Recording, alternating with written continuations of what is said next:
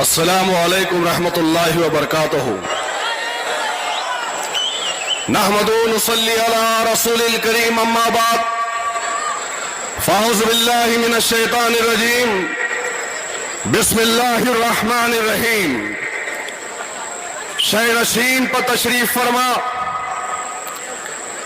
ہندوستان کے مظلوموں کی آواز، مجلس اتحاد المسلمین کے قومی صدر الحاج بیرسٹر اسد الدین اویسی صاحب، مجلس اتحاد المسلمین مہاراشٹر کے صدر جناب امتیاز جلیل صاحب، مجلس اتحاد المسلمین کے نیشنل اسپوک پرسن وارث پٹھان صاحب، اور الحمدللہ مجلس اتحاد المسلمین میں ایک نئی جان ڈال کر شہروں کا، اضلاعوں کا دورہ کر کے اس نوجوان نے جس طریقے سے مجلس اتحاد المسلمین کا کارواں کو آگے بڑھایا ہے، سمیر ساجد بلڈر صاحب، شفیق صاحب، جناب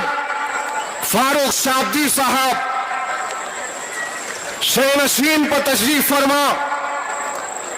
مجلسی قائدین و ذمہ داران، اور آج کے اس مکم نگر میں یہ ہزاروں کی تعداد میں چھتوں پر، اور جہاں تک میری نظر جا رہی ہے، میرے احمد نگر کے غیور مسلمانوں اور میری پردہ نشین ماں اور بہنوں، کرم والوں کی بستی میں صدائیں دی بہت ہم نے، کرم والوں کی بستی میں صدائیں دی بہت ہم نے، سبھی نے کھڑکیاں کھولی، کسی نے در نہیں کھولا۔ عزیزان ملت، مجلس اتحاد المسلمین کے اس قافلے کو، اس کاروان کو، اور آج کے اس عظیم الشان جلسے کو روکنے کے لیے پوار کے ساتھ ساتھ بی جے پی کے لوگ بھی شامل تھے۔ آج شہ نشین پر تشریف فرما مکم نگر کے وہ جالے جنہوں نے مجلس اتحاد المسلمین کے دامن کو تھاما ہے، آج میں یقین کے ساتھ، پورے اعتماد کے ساتھ کہہ رہا ہوں کہ الیکشن تو انشاءاللہ تعالی جنوری میں آئیں گے، لیکن آج اس جم غفیر کو دیکھ کر، آج ہی کے دن جو لوگ شامل ہوئے مجلس سے لڑنا چاہتے ہیں، آج ہی ان کو مبارکباد پیش کرتا ہوں، کیونکہ سروں کا سمندر مکم نگر میں الحمدللہ الحاج بیرسٹر اسد الدین اویسی صاحب جب انٹری کر رہے تھے، ان کی آمد پر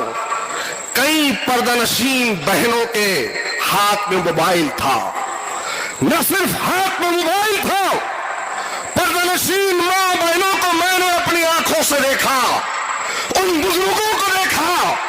کہ ان کے موبائل جب شوٹ کر رہے تھے بیرسٹر صاحب کو، تو ان کی آنکھوں میں خوشی کے آنسو بھی تھے۔ یہ آنسو اس بات کی گواہی دے رہے تھے کہ انشاءاللہ تعالی وہ طاقت ہے جو آپ کے ایوان میں، آپ کے خلاف میں بولتی ہے، وہ در و دیواریں آنے والے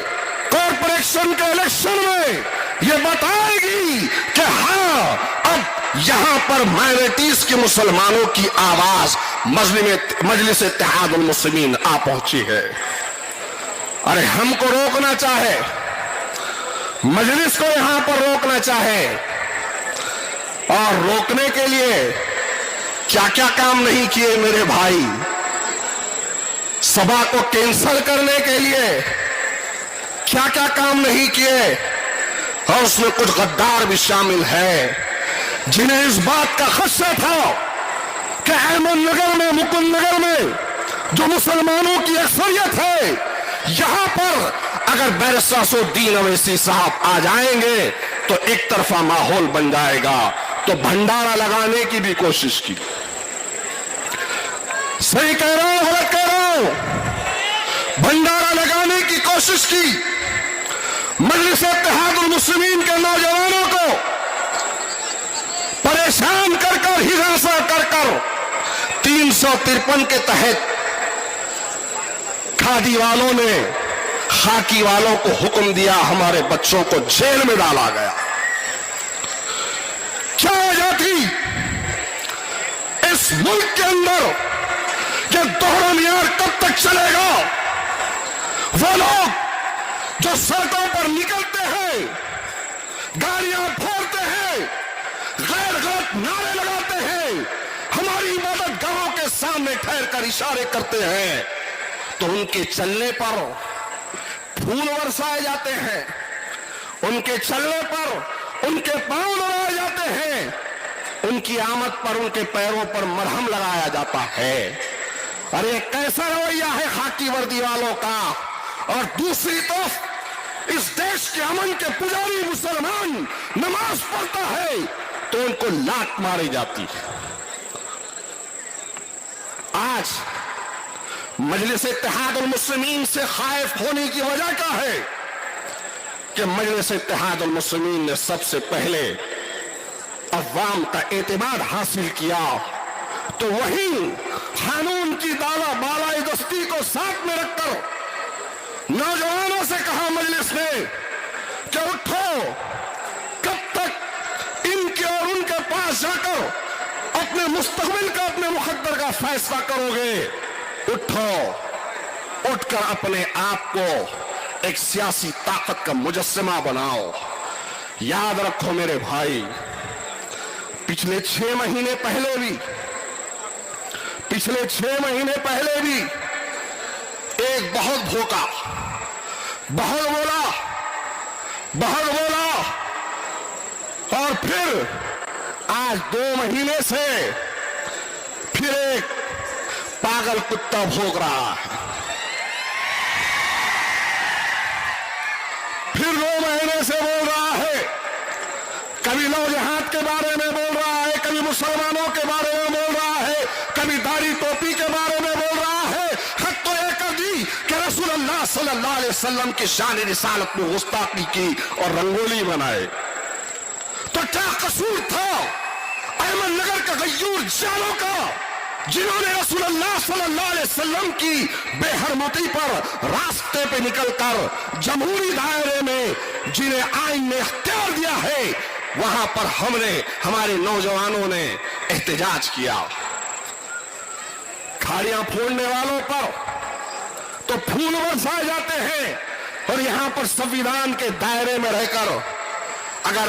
ہمارے اپنے نوجوان اپنی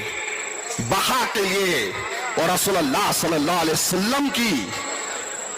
جو بے حرمتی کی گئی تھی اس کے خلاف میں آواز اٹھاتے ہیں تو جیل میں ڈالو گے؟ ارے تمہاری جیلوں سے ڈرنے والے نہیں ہے، تم جیل میں ڈالو، تم گولی چلاؤ، ہمارے سینے اور ہمارے سر آج تک آپ کے سامنے کبھی نہ جھکے تھے، نہ جھکیں گے.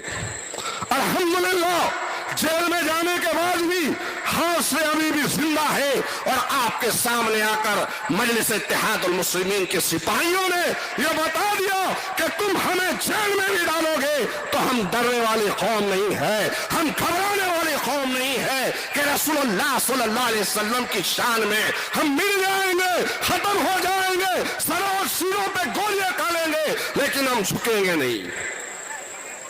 وہ مرد نہیں جو ڈر جائے حالات کے خونی منظر سے، وہ مرد نہیں جو ڈر جائے حالات کے خونی منظر سے. جس حال میں جینا مشکل ہو اس حال میں جینا مردی ہے. ہمارے جس زخموں سے چور سہی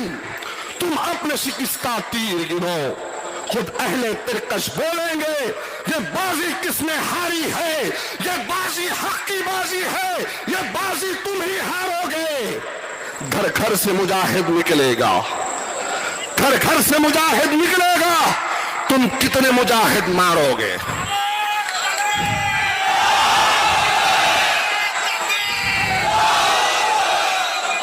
میرے بھائی 6 مہینے پہلے وہ ٹکلے کو جواب دیے تھے امتیاز جلیل صاحب نے، یاد ہے نا؟ وہ ٹکلے کو جو مٹ میں حفاظتی دستے کے ساتھ بیٹھا ہے، ایک ایسی خطر ناندیڑ سے لے کر ممبئی تک قافلہ گاڑیوں کا نکلا تھا، دیے تھے نا جواب دیے تھے نا؟ یہ بھی انشاءاللہ تعالیٰ کتے کو پیغام پہنچے گا، اس کو بھی جواب ملے گا، لیکن ثابت قدم رہو، مت ڈرو دنیا کی ان باطل طاقتوں سے، مت ڈرو ان خاکی اور کھادی ورزی والوں سے، ڈٹے رہو، جمے رہو، اللہ کی مدد آئے گی انشاءاللہ تعالی، اور تمہارے حوصلوں کو بلند کرنے کے لیے کسی اور کی ہمیں ضرورت نہیں ہے، ہماری اپنی جماعت کافی ہے، ہمارا اپنا لیڈر کافی ہے، جو وہاں پر بھی اکیلا تنہا ٹھہر کر دلی کے اندر بولتے ہیں تو سب کی آنکھیں پھٹی کی پھٹی رہ جاتی ہے۔ ارے ہم تو ان کے سپاہی ہیں، ارے ہم تو اصل الدین اویسی کے سپاہی ہیں، ہم تو مجلس کے سپاہی ہیں، جیل میں آنا جانا چلتا رہے گا، ڈرو مت، گھبراؤ مت، مجلس اتحاد المسلمین کو طاقتور بناؤ، احمد نگر کی سرزمین سے